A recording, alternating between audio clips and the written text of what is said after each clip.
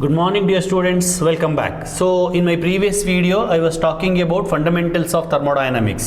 Thermodynamics ನಲ್ಲಿ ಏನೇನು ಕಲಿತೀವಿ, ಏನೇನು ಟರ್ಮಿನಾಲಜೀಸ್ ಬರುತ್ತೆ, ಸಿಸ್ಟಮ್ ಅಂದರೆ ಏನು, ಸರೌಂಡಿಂಗ್ ಅಂದರೆ ಏನು ಅಥವಾ ಎನ್ವಿರಾನ್ಮೆಂಟ್ ಅಂದರೆ ಏನು, ಥರ್ಮೋಡೈನಮಿಕಲ್ ಸ್ಟೇಟ್ ಅಂದರೆ ಏನು, ಈಕ್ವೇಷನ್ ಆಫ್ ಸ್ಟೇಟ್ ಅಂದರೆ ಏನು, ಆಮೇಲೆ ಸಿಸ್ಟಮ್ಗೆ ಯಾವ ಪ್ರಾಪರ್ಟೀಸ್ ಇರಬೇಕು, ಕಂಟೈನರ್ ಅಂದರೆ ಏನು, ಕಂಟೈನರ್ನ ಪ್ರಾಪರ್ಟೀಸ್ ಏನು, ಅದೇನು ರಿಯಲ್ ಕಂಟೈನರ, ಇಮ್ಯಾಜಿನರಿ ಕಂಟೈನರ ಅಥವಾ ಗುಡ್ ಕಂಡಕ್ಟಿಂಗ್ ಕಂಟೈನರ್ ಅಥವಾ ಇನ್ಸುಲೇಟಿಂಗ್ ಕಂಟೈನರ್ ಇದೆಲ್ಲ ಡೀಟೇಲ್ ಆಗಿ ಡಿಸ್ಕಸ್ ಮಾಡಿದ್ದೀವಿ.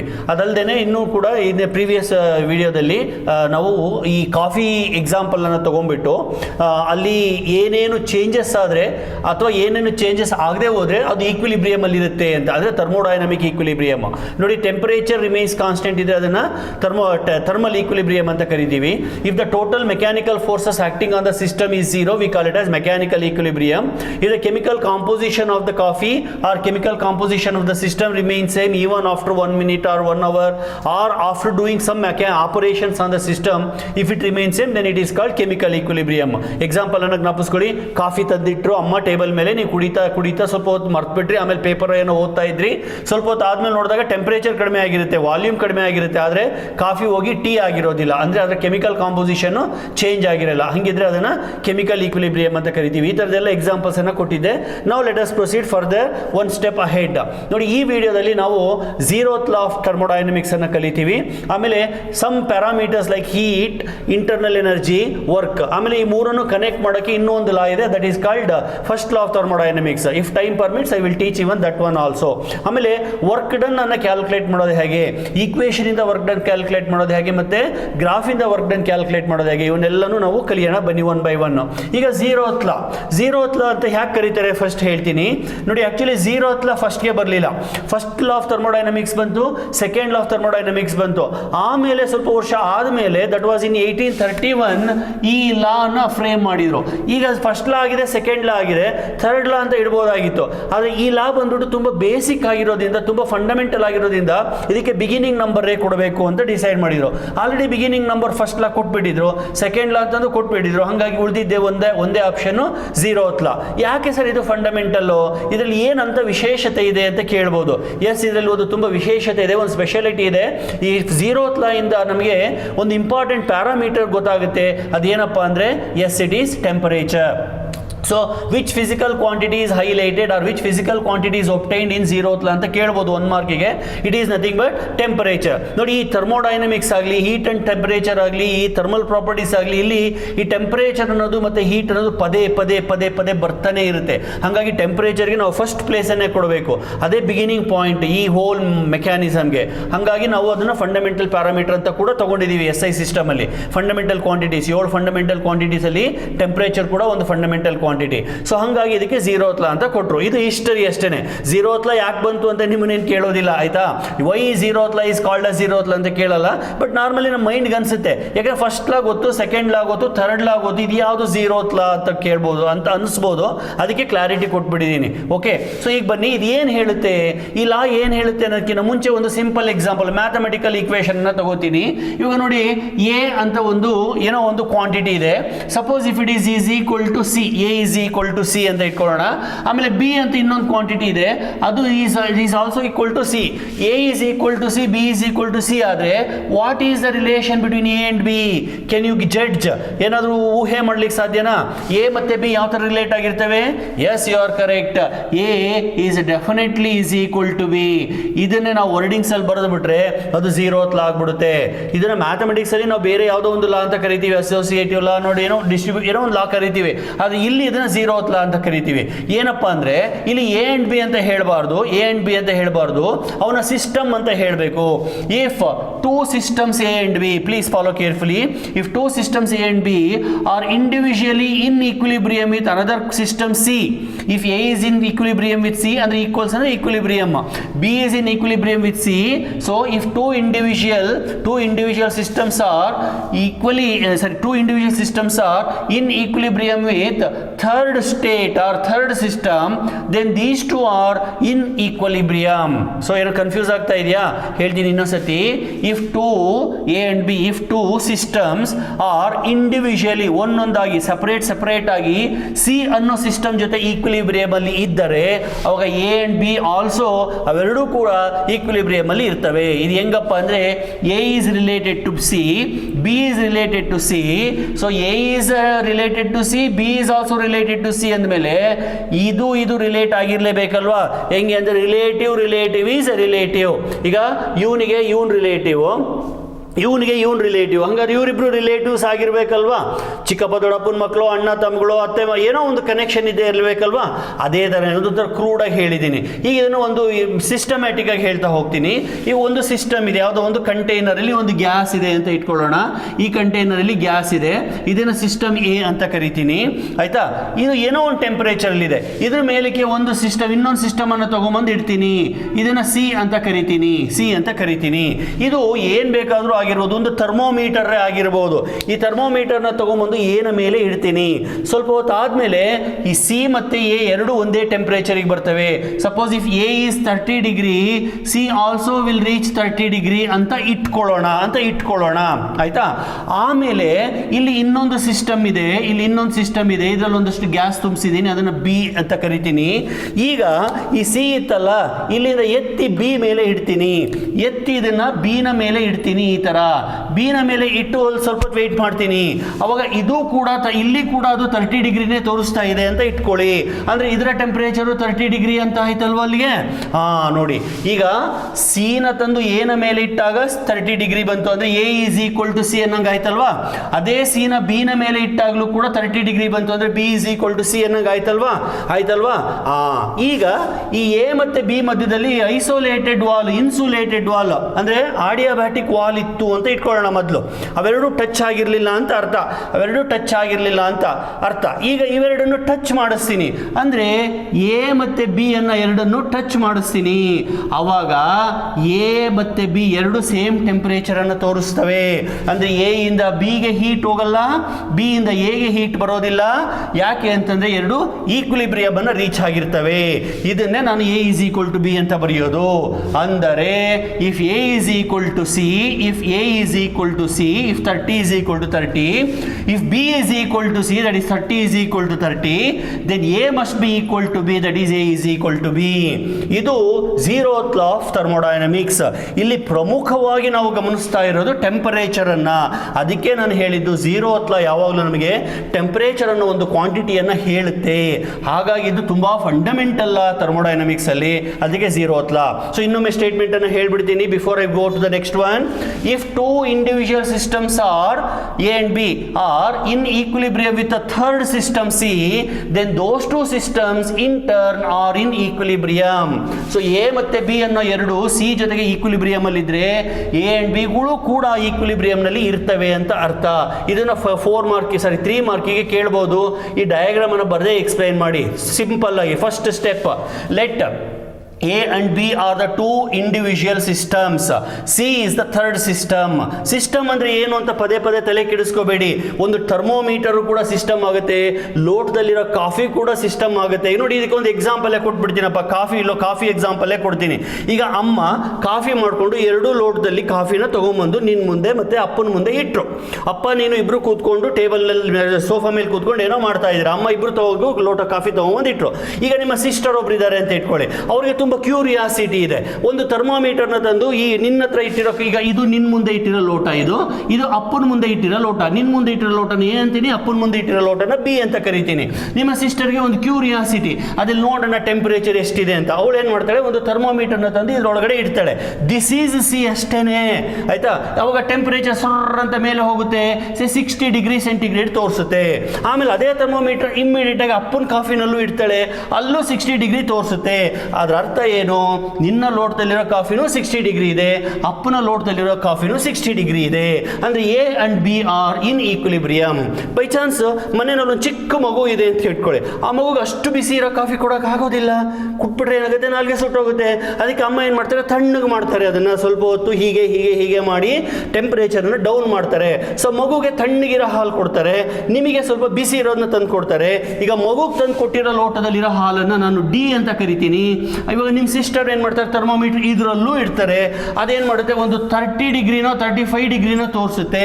Now you cannot say A B and D all are in equilibrium. ಅರ್ಥ ಆಯ್ತಾ? ಯಾಕೆ ಇವಾಗ ಈಕ್ವಿಲಿಬ್ರಿಯಂ ಇಲ್ಲ ಹೇಳಿ ನೋಡೋಣ. Because A temperature is 60, B temperature is also 60, but D temperature is 35. So A and B are equal but not D. ಇದು thermal equilibrium ಆಗೋದಿಲ್ಲ. ನೋಡಿ, ಎಲ್ಲ ಚರ್ಚೆನಲ್ಲೂ ನಮಗೆ ಬಂದಿದ್ದು ಒಂದೇ ಒಂದು ಕ್ವಾಂಟಿಟಿ, ಏನಪ್ಪ ಅಂದರೆ ಟೆಂಪರೇಚರ್. ಇಲ್ಲಿ ಗ್ಯಾಸೇ ತಗೋಬೇಕಂತೇನಿಲ್ಲ, ಲಿಕ್ವಿಡ್ ಕೂಡ ತಗೋಬೋದು. ಸೊ ಯಾವ ಸಿಸ್ಟಮ್ ಆದರೂ ಆಗಲಿ, if the 2 systems are individually in equilibrium with the third one, then those 2 are again in equilibrium ಅನ್ನೋದು ಈ zeroth law ನ summary. I hope you got the total meaning of zeroth law. ಈಗ ಒಂದು step ಮುಂದೆ ಹೋಗೋಣ. ಈಗ 3 parameters ಬರ್ತವೆ. ಮೊದಲನೇದಾಗಿ ಹೀಟ್, ಆಮೇಲೆ ಇಂಟರ್ನಲ್ ಎನರ್ಜಿ, ಅದಾದಮೇಲೆ ವರ್ಕ್. ಸೊ ಈ 3 ಪ್ಯಾರಾಮೀಟರ್ಸ್ಗೂ ಒಂದಕ್ಕೊಂದು ಇಂಟಿಮೇಟ್ ಕನೆಕ್ಷನ್ ಇದೆ. ಈಗ ಅದ್ರ ಆಲ್ರೆಡಿ ಹೀಟ್ ಅಂದರೆ ಏನು ಅಂತ ಗೊತ್ತಾಗಿದೆ. ಸ್ವಲ್ಪ ಇಂಟರ್ನಲ್ ಎನರ್ಜಿ ಮತ್ತು ವರ್ಕ್ ಬಗ್ಗೆ ಒಂಚೂರು ಡಿಸ್ಕಸ್ ಮಾಡೋಣ. ಓಕೆ ಸರ್, ಹೀಟ್ ಅಂದರೆ ಏನು? As you all know, it is nothing but it's a form of energy which flows from higher temperature to lower temperature. So higher ಟೆಂಪರೇಚರಿಂದ ಲೋಯರ್ ಟೆಂಪರೇಚರ್ಗೆ ಹರಿಯೋದೇ ಹೀಟಿನ ಗುಣ. It is a form of energy, thermal energy ಅದು. ಆಯ್ತಾ? ಈಗ internal ಎನರ್ಜಿಗೆ ಬರೋಣ. ಥರ್ಮಲ್ ಎನರ್ಜಿಗೂ ಇಂಟರ್ನಲ್ ಎನರ್ಜಿಗೂ ಸೇಮ್, ಎರಡು ಒಂದೇನ ಸರ್? ಇಲ್ಲ, ಇಂಟರ್ನಲ್ ಎನರ್ಜಿನೇ ಬೇರೆ, ಥರ್ಮಲ್ ಎನರ್ಜಿನೇ ಬೇರೆ. ಕನೆಕ್ಷನ್ ಇದೆ. ಹಂಗಂದ್ರೆ ಮಾತ್ರಕ್ಕೆ thermal energy is not at all internal energy. ಸರಿ sir, what is internal energy? ಈಗ ನೋಡಿ, ಒಂದು container, again I go to the container. ನೋಡಿ, ಇದನ್ನೇ ನಾನು ಹೇಳೋದು ಸಿಸ್ಟಮ್ ಅಂತ. ನಮ್ಮ ಈ ಎಲ್ಲ ಚರ್ಚೆನಲ್ಲೂ it starts with system. System ಅಂದರೆ ಏನು? ಒಂದು ಕಂಟೈನರ್ ಒಳಗಡೆ ಒಂದು ಸಬ್ಸ್ಟೆನ್ಸ್, ಅದು ಲಿಕ್ವಿಡ್ ಫಾರಮ್ ಇರ್ಬೋದು, ಗೇಷಿಯಸ್ ಫಾರಮ್ ಇರ್ಬೋದು, ಸಾಲಿಡ್ ಫಾರಮ್ ಇರ್ಬೋದು. ಈಗ ಸದ್ಯಕ್ಕೆ ನಾನು ಗ್ಯಾಸ್ ಅನ್ನು ತಗೋತೀನಿ. ಕಾಫಿ ಎಕ್ಸಾಂಪಲ್ ನಾನು ಲಿಕ್ವಿಡ್ ಅನ್ನು ತಗೊಂಡಿದ್ದೆ, ಇಲ್ಲಿ ಒಂದು ಗ್ಯಾಸ್ ಅನ್ನು ತಗೊಂಡಿದ್ದೀನಿ, ಗೇಷಿಯಸ್ ಫಾರಮ್ ಅಲ್ಲಿ ಇದೆ. ಇದಕ್ಕೆ ನಾನು ಮುಚ್ಚಳ ಮುಚ್ಚಿದ್ದೀನಿ, ಅದಕ್ಕೊಂದು ಹ್ಯಾಂಡ್ಲ್ ಅನ್ನು ಹಾಕಿದ್ದೀನಿ. ಈ ಹ್ಯಾಂಡ್ಲ್ ಅನ್ನು ಏನಂತ ಕರೀತಾರೆ? ಪಿಸ್ಟನ್ ಅಂತ ಕರೀತಾರೆ. ಅರ್ಥ ಆಯ್ತಾ? ಈಗ ನೋಡಿ, ಇದ್ರೊಳಗಡೆ ಇರ್ತಕ್ಕಂಥ ಮಾಲಿಕ್ಯೂಲ್ಗಳು, ಗ್ಯಾಸ್ ಮಾಲಿಕ್ಯೂಲ್ಗಳು ಏನು ಸುಮ್ಮನೆ ಒಂದೇ ಕಡೆ ಕೂತ್ಕೊಂಡಿರೋದಿಲ್ಲ, ಓಡಾಡ್ತಿರ್ತವೆ. ಕೆಲವೊಂದು ಮಾಲಿಕ್ಯೂಲ್ಸ್ ಕೂತಿರ್ಬೋದು, ಕೆಲವೊಂದು ಮಾಲಿಕ್ಯೂಲ್ಸ್ ಓಡಾಡ್ತಿರ್ತವೆ, ಕೆಲವೊಂದು ಮಾಲಿಕ್ಯೂಲ್ಸ್ ರೊಟೇಟ್ ಆಗ್ತಿರ್ತವೆ, ಕೆಲವೊಂದು ಮಾಲಿಕ್ಯೂಲ್ಸ್ ವೈಬ್ರೇಟ್ ಆಗ್ತಿರ್ತವೆ. ಸೊ ಹಿಂಗೆಲ್ಲ ಮಾಡಬೇಕು ಅಂದರೆ ಅದಕ್ಕೆ ಎನರ್ಜಿ ಇರಬೇಕಲ್ವಾ? ಎಸ್ ಸರ್, ಇರಬೇಕು. ಸುಮ್ಮನೆ ಕೂರ್ಲಿಕ್ಕೂ ಎನರ್ಜಿ ಬೇಕು, ಅದನ್ನು ಪೊಟೆನ್ಷಿಯಲ್ ಎನರ್ಜಿ ಅಂತ ಕರೀತಾರೆ. ಹರ್ಕೊಂಡು ಹೋಗ್ಲಿಕ್ಕೆ ಎನರ್ಜಿ ಬೇಕು, ಕೈನೆಟಿಕ್ ಎನರ್ಜಿ ಅಂತಾರೆ. ವೈಬ್ರೇಟ್ ಆಗಲಿಕ್ಕೆ ಬೇಕು, ದಟ್ ಈಸ್ ವೈಬ್ರೇಷನಲ್ ಎನರ್ಜಿ ಅಂತಾರೆ. ರೊಟೇಟ್ ಆಗಲಿಕ್ಕೆ ಬೇಕು, that is rotational kinetic energy ಅಂತಾರೆ. ಸೊ ಒಟ್ಟಾರೆ ಇಲ್ಲಿ ಒಳಗಡೆ ಇರ್ತಕ್ಕಂಥ ಮಾಲಿಕ್ಯೂಲ್ಸ್ಗೆ ಎನರ್ಜಿ ಇರುತ್ತೆ. ಆ ಎಲ್ಲ ಎನರ್ಜಿನೂ ಟೋಟಲ್ ಮಾಡಿದರೆ ಬರೋದೇ internal energy. It is represented by letter U. So now define internal energy. Internal energy is a sum of kinetic energy, potential energy, vibrational energy and rotational energy of the molecules present in the system. This is internal energy. ನೋಡಿ, ಈ internal energy temperature ನ ಮೇಲೆ depend ಆಗಿದೆ. If temperature increases, internal energy increases. If temperature decreases, internal energy decreases. If temperature remains constant, internal energy remains constant. So therefore internal energy is a function of temperature. ಈಗ temperature ಕಡೆ ಬರೋಣ. Temperature ಯಾವಾಗ ಜಾಸ್ತಿ ಆಗುತ್ತೆ? when you supply the heat. When you supply the heat, in temperature increases, internal energy also increases. Actually ಏನಾಗುತ್ತೆ temperature ಜಾಸ್ತಿ ಮಾಡಿದಾಗ ಏನಾಗುತ್ತೆ ಅಂದರೆ ಈ ಮಾಲಿಕ್ಯೂಲ್ಸ್ಗಳೆಲ್ಲ ಫಾಸ್ಟ್ ಆಗಿ ಮೂವ್ ಆಗಲಿಕ್ಕೆ ಶುರುವಾಗ್ತವೆ, ಫಾಸ್ಟ್ ಆಗಿ ರೊಟೇಟ್ ಆಗಲಿಕ್ಕೆ ಶುರುವಾಗ್ತವೆ. ಅಂದರೆ ಒಂಥರ ಥರ ರ್ಯಾಂಡಮ್ ಮೋಷನ್ ಜಾಸ್ತಿ ಆಗಿಬಿಡುತ್ತೆ, ಎರ್ರ ಬಿರ್ರಿ ಓಡಾಡಲಿಕ್ಕೆ ಶುರು ಮಾಡ್ತವೆ. So as temperature increases, speed of the molecules increases, obviously internal energy increases. So internal energy increases when there is increase in the temperature. ಆಮೇಲೆ ನೀವು ಟೆಂಪರೇಚರನ್ನು ಹೆಂಗೆ ಜಾಸ್ತಿ ಮಾಡ್ತೀಯಾ, ಆಮೇಲೆ ಆ ಇಂಟರ್ನಲ್ ಎನರ್ಜಿನ ಹೆಂಗೆ ಜಾಸ್ತಿ ಮಾಡ್ತೀಯಾ ಅನ್ನೋದಕ್ಕಿಂತ ಮುಖ್ಯವಾಗಿ ಅಟ್ ಪ್ರೆಸೆಂಟ್ ಎಷ್ಟು ಟೆಂಪರೇಚರ್ ಇದೆ, ಎಷ್ಟು ಇಂಟರ್ನಲ್ ಎನರ್ಜಿ ಇದೆ ಅಷ್ಟೇ ಪ್ರಾಮುಖ್ಯತೆ ಪಡ್ಕೊಳ್ಳೋದು. ಅಂದರೆ what I mean to say, internal energy does not depend upon how you increase the internal energy. It depends only on the present state. ಈಗ ಸಿಚುವೇಶನ್ ಹೇಗಿದೆ, ಏನಿದೆ ಅನ್ನೋದ್ರ ಮೇಲೆ ಇಂಟರ್ನಲ್ ಎನರ್ಜಿ ಡಿಪೆಂಡ್ ಆಗಿದೆ. ಈಗ ಲೋಟ, ಕಾಫಿ ಲೋಟಕ್ಕೆ ಬರೋಣ. ಅಮ್ಮ ತಂದು ಕೊಟ್ಟಾಗ 70 ಡಿಗ್ರಿ ಇತ್ತು, ಅರ್ಥ ಆಯ್ತಾ? ಆಮೇಲೆ ಒಂದು 10 ನಿಮಿಷ ಆದಮೇಲೆ ಅದು 50 ಡಿಗ್ರಿ ಬಂತು. 70 ಡಿಗ್ರಿ ಇದ್ದಾಗ ಅದು ಇನಿಷಿಯಲ್ ಸ್ಟೇಟ್, ಒಂದು ಎನರ್ಜಿ ಇರುತ್ತೆ. 50 ಡಿಗ್ರಿ ಬಂದಾಗ ಇನ್ನೊಂದು ಎನರ್ಜಿ, ಅಂದರೆ ಟೆಂಪರೇಚರ್ ಕಮ್ಮಿ ಆಯಿತು, ಫೈನಲ್ ಸ್ಟೇಟು ಇನ್ನೊಂದು ಎನರ್ಜಿ. ಸೊ 70 ಡಿಗ್ರಿಯಿಂದ 50 ಡಿಗ್ರಿಗೆ ನೀನು ಟೆಂಪರೇಚರ್ ಹೆಂಗೆ ಕಡಿಮೆ ಮಾಡಿದೆ ಅದು ಏನು ಲೆಕ್ಕಕ್ಕೆ ಬರೋದಿಲ್ಲ. ಅದೇನು ಉಫ್ ಅಂತ ಊದಿ ಟೆಂಪರೇಚರ್ ಕಡಿಮೆ ಮಾಡ್ದೋ, ಅಥವಾ ಅದರೊಳಗಡೆ ಐಸ್ ಹಾಕ್ಬಿಟ್ಟು ಕಡಿಮೆ ಮಾಡ್ದೋ, ಅಥವಾ ತಾನಾಗೆ ಹೀಟು ಕನ್ವೆಕ್ಷನಿಂದ ಅಥವಾ ರೇಡಿಯೇಷನಿಂದ ಹೊರಗಡೆ ಬಂತೋ, ಒಟ್ಟಲ್ಲಿ ಟೆಂಪರೇಚರ್ ಡೌನ್ ಆಯಿತು. ಸೊ ಬಿಗಿನಿಂಗಲ್ಲಿ 70 ಡಿಗ್ರಿ, ಈಗ 50 ಡಿಗ್ರಿ. ಬಿಗಿನಿಂಗಲ್ಲಿ ಏನೋ ಒಂದು ಎನರ್ಜಿ ಇತ್ತು, ಅದನ್ನು U1 ಅಂತ ಕರೆಯೋಣ. ಈಗೇನೋ ಒಂದು ಎನರ್ಜಿ ಇದೆ, U ಫೈನಲ್ ಅಂತ ಕರೆಯೋಣ. U1 ಅಥವಾ U2 ಅಥವಾ UI ಅನ್ನು U ಫೈನಲ್ ಅಂತ ಕರೆಯೋಣ. So what I mean to say, if temperature changes, internal energy changes. If there is no change in temperature, no change in internal energy. And internal energy depends only on the initial state and final state, not depends on the how you achieve. It does not depend on the path. ಅಂದರೆ 70 ಡಿಗ್ರಿಯಿಂದ 60ಗೆ, 55ಗೆ, 52ಗೆ, 50ಗೆ ಹೆಂಗೆ ಬಂದೆ ನೀನು ಅನ್ನೋದ್ರ ಮೇಲೆ depend ಆಗಿಲ್ಲ. ಇವೆಲ್ಲ ಒಂದೊಂದು ಮಾರ್ಕಿಗೆ ಬರುವಂಥ questions. Whether internal energy depends upon the path traversed, no it does not depend on the path, it depends only on the initial and final state. ಗೊತ್ತಾಯ್ತಲ್ವಾ? ಸರಿ ಸರ್, ಇಂಟರ್ನಲ್ ಎನರ್ಜಿ ಅನ್ನೋದು ನೀವು ಹೇಳಿದ ಪ್ರಕಾರ it depends upon the heat supplied ಅಥವಾ temperature. ಅಷ್ಟೇನಾ sir? ಇಲ್ಲ, ಅಷ್ಟೇ ಅಲ್ಲ. Internal energy also depends upon the work done. Work done ಮೇಲೂ ಇಂಟರ್ನಲ್ ಎನರ್ಜಿ ಡಿಪೆಂಡ್ ಆಗಿದೆ.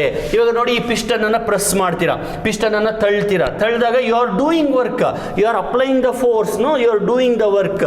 When you do the work, when you compress the gas, these molecules they move towards each other, ಒಂದಕ್ಕೊಂದು ಹತ್ರ ಬರಲಿಕ್ಕೆ ಶುರು ಆಗ್ತವೆ. ಸೊ ಮಾಲಿಕ್ಯೂಲ್ಸ್ ಹತ್ರ ಬಂದಾಗ ಡಿಕ್ಕಿ ಹೊಡಿತವೆ, ಅಂದ್ರೆ ಸ್ಪೀಡ್ ಚೇಂಜ್ ಆಗುತ್ತೆ. Definitely kinetic energy increases, therefore internal energy increases. What I mean to say, you can increase the internal energy even by doing work also. ಒಟ್ಟಾರೆ ಇಂಟರ್ನಲ್ ಎನರ್ಜಿಯನ್ನು ಜಾಸ್ತಿ ಮಾಡಲಿಕ್ಕೆ ಹೀಟ್ ಸಪ್ಲೈ ಮಾಡಿದ್ರೂ ನಡೆಯುತ್ತೆ, ಅಥವಾ ವರ್ಕನ್ನು ಮಾಡಿದ್ರೂ ನಡೆಯುತ್ತೆ. ಈಗ ನೋಡಿ, ಇಂಟರ್ನಲ್ ಎನರ್ಜಿ ಜಾಸ್ತಿ ಆದರೆ ಟೆಂಪರೇಚರ್ ಜಾಸ್ತಿ ಆಗುತ್ತೆ ಅಂತ ಅರ್ಥ. ಇದಕ್ಕೆ ಒಂದು ಎಕ್ಸಾಂಪಲ್ ಅನ್ನು ಕೊಡ್ತೀನಿ. ಈಗ ನಿಮ್ಮ ಸೈಕಲ್ ಇದೆಯಲ್ಲ, ಸೈಕಲನ್ನು ಬಿಸಿಲಲ್ಲಿ ನಿಲ್ಲಿಸಿದ್ದೀರಾ ಅಂದ್ಕೊಳ್ಳಿ. ಬಿಸಿಲಲ್ಲಿ ನಿಲ್ಲಿಸಿದಾಗ ಟಯರ್ ಬಿಸಿ ಆಗುತ್ತೆ, ಟ್ಯೂಬ್ ಬಿಸಿ ಆಗುತ್ತೆ. ಯಾಕೆ ಬಿಸಿ ಆಯಿತು? Because heat is supplied from the sun radiation to the tube. Therefore air inside the tube gets heated up. Therefore its internal energy increases. ಅರ್ಥ ಆಯ್ತಲ್ವಾ? ಸೊ ಇಂಟರ್ನಲ್ ಎನರ್ಜಿ ಇನ್ಕ್ರೀಸ್ ಆಗಿದ್ದು ಯಾರಿಂದ? ಹೊರಗಡೆಯಿಂದ ಬಂದಂಥ ಬಿಸಿಲಿನಿಂದ, ಶಾಖದಿಂದ. ಅದು ಒಂದು. ಎರಡನೇದು, ಈಗ ಬೈಸಿಕಲ್ ಟ್ಯೂಬಲ್ಲಿ ಬ್ಲೋ ಹೊರಟೋಗ್ಬಿಟ್ಟಿದೆ, ಪಂಪ್ ತಗೊಂಡು ಪಂಪ್ ಹೊಡಿತೀಯಾ ಅಂತ ಇಟ್ಕೊಳ್ಳಿ ಜೋರಾಗಿ. That means you are pressing, you are filling the tube, you are doing the work. ಹಾಗೆ ನೀವು ಹೊಡಿತಾ ಹೋಗಿ ಟ್ಯೂಬ್ ಬಿಸಿ ಆಗುತ್ತೆ. ಟ್ಯೂಬ್ ಬಿಸಿ ಆಯಿತು ಅಂತಂದ್ರೆ, ಇವಾಗ ಬಿಸಿಲಿನಿಂದ ಬಿಸಿ ಆಗಲಿಲ್ಲ, ಬೇಕಾದ್ರೆ ನೀನು ರೂಮ್ ಒಳಗಡೆ ನಿಲ್ಲಿಸ್ಕೊಂಡೇ ಹೊಡಿ, ನೀನು ಬ್ಲೋ ಹೊಡೆದಾಗಿ ಸ್ವಲ್ಪ ಹೊತ್ತು ಮುಟ್ಟು ನೋಡಿ, ಟ್ಯೂಬ್ ಸ್ವಲ್ಪ ಬಿಸಿ ಇರುತ್ತೆ. ಯಾಕೆ ಬಿಸಿ ಆಯಿತು?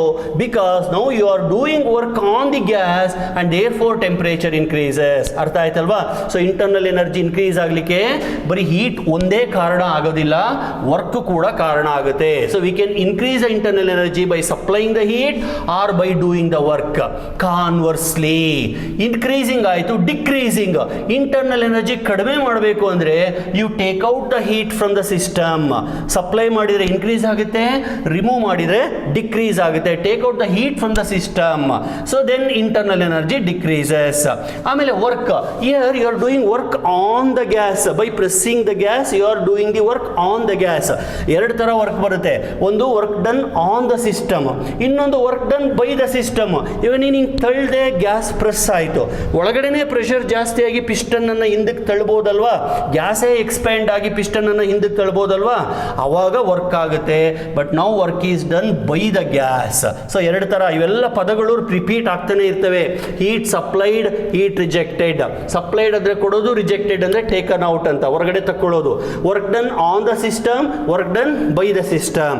ಸೊ ಇಂಟರ್ನಲ್ ಎನರ್ಜಿ ಇನ್ಕ್ರೀಸ್ ಆಗಲಿಕ್ಕೆ ಹೀಟನ್ನು ಸಪ್ಲೈ ಮಾಡಬೇಕು ಅಥವಾ work is done on the system.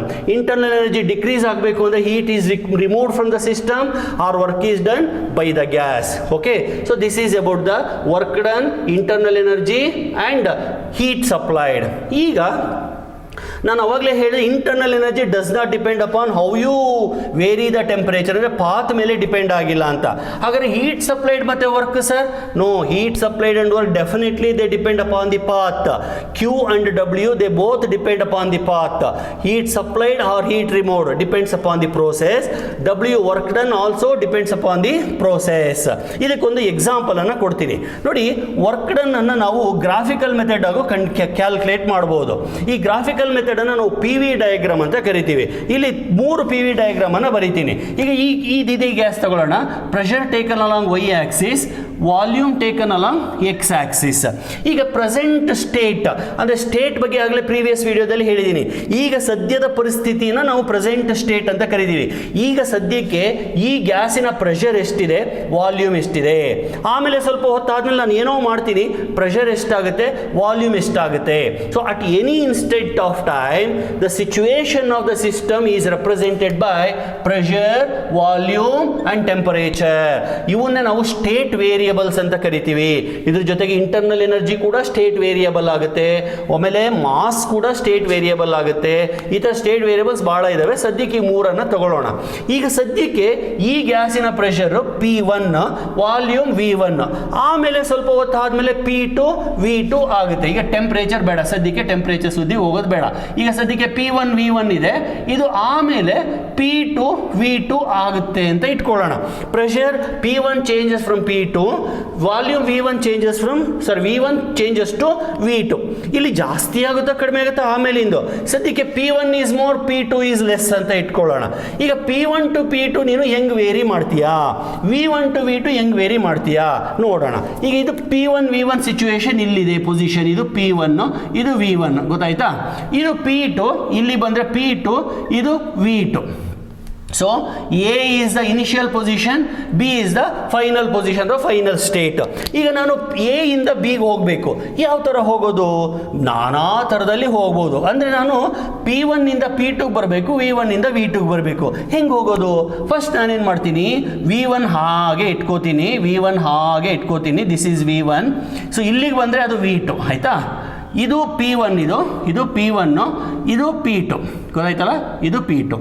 Okay, ಈಗ ನಾನೇನು ಮಾಡ್ತೀನಿ, P1 ಅನ್ನು ಫಸ್ಟ್ ಕಡಿಮೆ ಮಾಡ್ತೀನಿ. ಎಲ್ಲಿ ತನಕ? P2 ತನಕ. ಹಾಗೆ P1 ಅನ್ನು ಕಡಿಮೆ ಮಾಡಬೇಕಾದ್ರೆ, ಅಂದರೆ ಪ್ರೆಷರನ್ನು ಕಡಿಮೆ ಮಾಡಬೇಕಾದ್ರೆ ವಾಲ್ಯೂಮ್ ಹಂಗೆ ಕಾನ್ಸ್ಟೆಂಟ್ ಇಟ್ಕೊಂಡಿದ್ದೆ. So this is the path travelled, this is the path travelled. ಅರ್ಥ ಆಯ್ತಲ್ವಾ? ಆಮೇಲೆ ಪ್ರೆಷರನ್ನು ಕಾನ್ಸ್ಟೆಂಟ್ ಇಟ್ಕೋತೀನಿ, ವಾಲ್ಯೂಮನ್ನು ಜಾಸ್ತಿ ಮಾಡ್ತೀನಿ. ಇಲ್ಲಿಂದ ಇಲ್ಲಿಗೆ ಹೋಗ್ತೀನಿ, ಅಂದರೆ ನಾನು A ಇಂದ B ಗೆ ಹೋಗ್ಲಿಕ್ಕೆ ಈ ರೂಟನ್ನು ಚೂಸ್ ಮಾಡಿಕೊಂಡೆ. Did you understand my point? Yes sir, ಅರ್ಥ ಆಯಿತು. ಸೊ ಹಾಗಾದರೆ ಈ ಇದನ್ನೇ PV ಡಯಾಗ್ರಾಮ್ ಅಂತ ಕರೀತೀವಿ. ಇದನ್ನೇ PV ಡಯಾಗ್ರಾಮ್. ಫಸ್ಟ್ ಹೀಗೆ ಹೋದೆ, ಆಮೇಲೆ ಹೀಗೆ ಹೋದೆ, ಈ ಸ್ಟೇಟನ್ನು ರೀಚ್ ಮಾಡಿದೆ. ಇದನ್ನು ನಾನು PV ಡಯಾಗ್ರಾಮ್ ಅಂತ ಕರೆಯೋದು. ಈಗ ಈ ಪೋರ್ಷನ್ ಲೆಕ್ಕಕ್ಕೆ ಬರಲ್ಲ ಬಿಡಿ. ಈ ಪೋರ್ಷನಲ್ಲಿ ಏನೂ ಇಲ್ಲ, ಇಲ್ಲಿ ಏನೂ ಇಲ್ಲ, ಇಲ್ಲಿ ಯಾವುದೇ ರೀತಿಯ ಸಿಸ್ಟಮ್ ಇಲ್ಲ. ಸಿಸ್ಟಮ್ ಸ್ಟಾರ್ಟ್ ಆಗೋದೇ ಇಲ್ಲಿ. ಬೈ ಚಾನ್ಸ್ ನಾನು ಇಲ್ಲಿ ತೊಗೊಂಡೆ ಅಂದರೆ ವಾಲ್ಯೂಮ್ 0 ಅಂತ ಅರ್ಥ ಆಯಿತಾ. ಅಥವಾ ನಾನು ಇಲ್ಲಿ ತೊಗೊಂಡೆ ಅಂದರೆ ಪ್ರೆಷರ್ 0 ಅಂತ ಅರ್ಥ. ಪ್ರೆಷರ್ 0 ಇಲ್ಲ, ವಾಲ್ಯೂಮ್ 0 ಇಲ್ಲ, ಆಲ್ರೆಡಿ ಸಮ್ ಇನಿಷಿಯಲ್ ವ್ಯಾಲ್ಯೂಸ್ ಇದ್ದಾವೆ. ಹಾಗಾಗಿ ಈ ಫುಲ್ ಕರ್ವಿನ ಕೆಳಗಡೆ ಇರೋ ಏರಿಯಾ ಅಂದರೆ ಇದೇನೆ, ದಿಷ್ಟೇನೆ area. So if I calculate this area, this gives you work done. Did you understand? So work done ಅನ್ನು ಹೆಂಗೆ ಕಂಡುಹಿಡಿಬಹುದು? By calculating the area under the curve. ಇದು ಒಂದು ಎಕ್ಸಾಂಪಲ್ ಆಯಿತು. ಇನ್ನೊಂದು ಎಕ್ಸಾಂಪಲ್ ಬರಿತೀನಿ, ಇದೇ PV ಡಯಾಗ್ರಾಮ್ ಅನ್ನೇ ಬರಿತೀನಿ. ಇಲ್ಲಿ ಕೆಳಗಡೆ ಬರಿತೀನಿ, ಇದೇ PV ಡಯಾಗ್ರಾಮ್ ಅನ್ನು ಇನ್ನೊಂದು ಸತಿ ಬರಿತೀನಿ. ಅಂದರೆ ನಾನು ಏನು ಮಾಡ್ತಾ ಇದ್ದೀನಿ, ಪ್ರೆಷರ್ ಮತ್ತು ವಾಲ್ಯೂಮನ್ನು ಚೇಂಜ್ ಮಾಡಬೇಕು. ಎಲ್ಲಿಂದ? A ಇಂದ ಬಿ ತನಕ ಬರಬೇಕು. ಎ ಹತ್ರ ಇದ್ದಾಗ P1 ಇತ್ತು, V1 ಇತ್ತು. ಬಿ ಹತ್ರ ಬಂದಾಗ P2 ಮತ್ತು V2 ಆಯಿತು. ಆಯಿತಾ? ಸೊ ಈಗ ಸೇಮ್ ಡಯಾಗ್ರಾಮ್ ರಿಪೀಟ್ ಆಗುತ್ತೆ. ಇಲ್ಲಿದ್ದಾಗ ಅದು P1 ಕರೆಸ್ಪಾಂಡಿಂಗ್ V1, ಇಲ್ಲಿಗೆ ಬಂದಾಗ P2 ಕರೆಸ್ಪಾಂಡಿಂಗ್ V2. ಸರಿನಾ?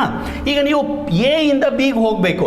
ಆಲ್ರೆಡಿ ಒಂದು ರೂಟನ್ನು ಚೂಸ್ ಮಾಡಿದೆ. ಈಗ ಇನ್ನೊಂದು ರೂಟನ್ನು ಚೂಸ್ ಮಾಡ್ತೀನಿ. Follow carefully. First I go like this. ಅಂದರೆ ನಾನೇನು ಮಾಡ್ತಾ ಇದ್ದೀನಿ? ಪ್ರೆಷರನ್ನು ಕಾನ್ಸ್ಟೆಂಟ್ ಆಗಿ ಇಟ್ಕೋತಾ ಇದ್ದೀನಿ, ವಾಲ್ಯೂಮನ್ನು ಚೇಂಜ್ ಮಾಡ್ತಾ ಇದ್ದೀನಿ. ಸರ್ ಹೆಂಗೆ ಸರ್ ಚೇಂಜ್ ಮಾಡ್ತೀರಾ ನೀವು? ಸರ್ ಇಲ್ಲಿ ಪ್ರೆಷರನ್ನು ಹೆಂಗೆ ಸರ್ ಚೇಂಜ್ ಮಾಡಿದ್ರಿ? ಇಲ್ಲಿ ವಾಲ್ಯೂಮನ್ನು ಹೆಂಗೆ ಸರ್ ಚೇಂಜ್ ಮಾಡ್ತೀರಾ? ಬಹಳ ಇಂಪಾರ್ಟೆಂಟ್ ಪ್ರಶ್ನೆ ಇದು. ಪ್ರೆಷರ್ ಹೆಂಗೆ ಸರ್ ಚೇಂಜ್ ಮಾಡೋದು? Please go back to gas law, Boyle's law, Charles law, Gay-Lussac law ನೆನಪಿದೆಯಾ? ಸರ್ ನೆನಪಿದೆ. ಅಲ್ಲಿ ಏನು ಹೇಳುತ್ತೆ? Pressure is directly proportional to temperature. ನಾನು ಟೆಂಪರೇಚರನ್ನು ಜಾಸ್ತಿ ಮಾಡಿದರೆ ಪ್ರೆಷರ್ ಜಾಸ್ತಿ ಆಗುತ್ತೆ, ಟೆಂಪರೇಚರನ್ನು ಕಡಿಮೆ ಮಾಡಿದರೆ ಪ್ರೆಷರ್ ಕಡಿಮೆ ಆಗುತ್ತೆ. ಇಲ್ಲಿ ನಾನು ಪ್ರೆಷರನ್ನು ಕಡಿಮೆ ಮಾಡಬೇಕಾಗಿತ್ತು, ಹಾಗಾಗಿ ಫಸ್ಟ್ ಇದರಲ್ಲಿರೋ ಟೆಂಪರೇಚರನ್ನು ಕಡಿಮೆ ಮಾಡಿದೆ, ಕೂಲ್ ಮಾಡಿದೆ, ಇದನ್ನು ಪ್ರೆಷರ್ ಕಡಿಮೆ ಆಯಿತು. ಆಮೇಲೆ ವಾಲ್ಯೂಮನ್ನು ಜಾಸ್ತಿ ಮಾಡಬೇಕು ಅನ್ನಿಸ್ತು, ಹಾಗಾಗಿ ವಾಲ್ಯೂಮನ್ನು ಜಾಸ್ತಿ ಮಾಡಿದೆ. ಹೆಂಗೆ ಜಾಸ್ತಿ ಮಾಡಿದ್ರಿ? Volume is directly proportional to temperature. ಅಂದರೆ ಟೆಂಪರೇಚರ್ನ ಜಾಸ್ತಿ ಮಾಡಿ ಬಿಸಿ ಮಾಡಿದೆ, ಗ್ಯಾಸ್ ಎಕ್ಸ್ಪ್ಯಾಂಡ್ ಆಯಿತು. ಅಂದರೆ ಈ ಪ್ರೋಸೆಸ್ಸಲ್ಲಿ ನಾನು ಫಸ್ಟ್ ಏನು ಮಾಡಿದೆ?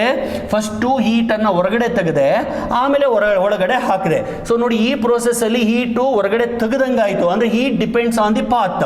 ಈ ಪ್ರೋಸೆಸ್ಸಲ್ಲಿ ಹೀಟನ್ನು ಒಳಗಡೆ ಹಾಕಿದಂಗೆ ಆಯಿತು. ಅಂದರೆ heat depends on the path. ಅದನ್ನೇ ನಾನು ಅವಾಗಲೇ ಹೇಳಿದ್ದು, heat depends on the path, internal energy does not depend on the path ಅಂತ. ಸೊ ಅರ್ಥ ಆಯ್ತಲ್ವಾ? ಅದು ಇಲ್ಲಿ ಬರೋಣ. ನಾನು ಪ್ರೆಷರನ್ನು ಕಾನ್ಸ್ಟೆಂಟ್ ಇಟ್ಕೊಂಡು ವಾಲ್ಯೂಮನ್ನು ಜಾಸ್ತಿ ಮಾಡಿದ್ದೀನಿ, ಅಂದರೆ ಎಕ್ಸ್ಪ್ಯಾಂಡ್ ಮಾಡಿದ್ದೀನಿ. ಆಮೇಲೆ ಡಿಕ್ರೀಸ್ ಮಾಡ್ತೀನಿ ಪ್ರೆಷರನ್ನು. ಅಂದರೆ ಫಸ್ಟು ಹೀಟ್ ಮಾಡಿದೆ, ಇಲ್ಲಿ ನಾನು ಫಸ್ಟ್ ಕೂಲ್ ಮಾಡಿ ಹೀಟ್ ಮಾಡಿದೆ, ಇವಾಗ ಹೀಟ್ ಮಾಡಿ ಕೂಲ್ ಮಾಡ್ತಾ ಇದ್ದೀನಿ. ಗೊತ್ತಾಗ್ತಾ ಇದೆಯಾ? ಹೀಟ್ ಮಾಡಿ ಕೂಲ್ ಮಾಡಿದಾಗ ಅದು ಕೆಳಗಡೆ ಇಷ್ಟು ಏರಿಯಾ ಬರುತ್ತೆ ನೋಡ್ರಪ್ಪ. ಇಷ್ಟೊಂದು ಏರಿಯಾ ಬರುತ್ತಾ ಸರ್? ಎಸ್ ಬರುತ್ತೆ. ಅಂದರೆ ಇವಾಗ ವರ್ಕ್ ಡನ್ ಜಾಸ್ತಿ ಆಗಲಿಲ್ವಾ?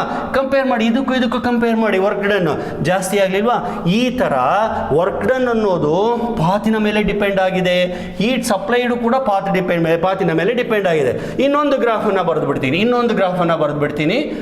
ಓಕೆ, ವಿ ಪಿ ಎ ಇಂದ ಬಿಗೆ ನಾನು ಡೈರೆಕ್ಟ್ ಹಿಂಗೆ ಬಂದುಬಿಡ್ತೀನಿ ಸರ್. ಸುಮ್ಮನೆ ನಾನು ಹಿಂಗೆ ಸುತ್ತಿ ಬಳಸಿ ಹೋಗೋದಿಲ್ಲ, ಹಿಂಗೆ ಬರೋದಿಲ್ಲ ಅಥವಾ ಹಿಂಗೆ ಹೋಗೋದಿಲ್ಲ, ಡೈರೆಕ್ಟ್ ಹಿಂಗೆ ಹೋಗ್ಬಿಡ್ತೀನಿ ಸರ್. ಇವಾಗ ಹೆಂಗೆ ಸರ್ ಈ ವಾಲ್ಯೂಮನ್ನು ಸರಿ ವರ್ಕ್ ಡನ್ನನ್ನು ಕಂಡುಹಿಡಿಯೋದು? ಎಸ್, ಈಗಲೂ ಅಷ್ಟೇ. ಇದ್ರ ಕೆಳಗಡೆ ಇರೋ ಏರಿಯಾ ಕಂಡುಹಿಡ್ಕೊಳ್ಳಿ. That gives you work done. Please look at the shaded area here. So in which case it is more? In this case it is more. So work done is more here, work done is less here, work done is moderate here.